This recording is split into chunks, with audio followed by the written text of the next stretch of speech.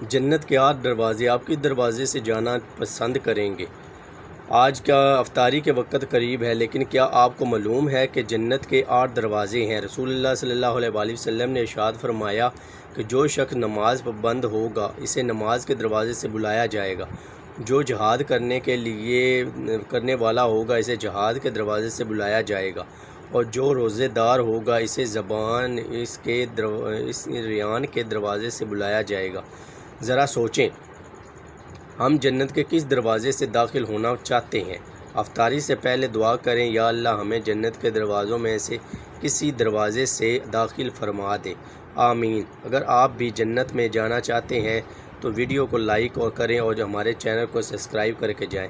Okay ناظرین، ملتے ہیں ایک دوسری حدیث کے ساتھ۔ اپنا اور اپنے ارد گرد لوگوں کا خاص خیال رکھیں، ویڈیو کو لائک کریں، شیئر کریں، کمنٹ کریں، اور ہمارے چینل نوید اسلامی معلوماتی چینل کو سبسکرائب کر کے جائیں۔ ملتے ہیں ایک دوسری ویڈیو کے ساتھ۔ اوکے، اللہ حافظ۔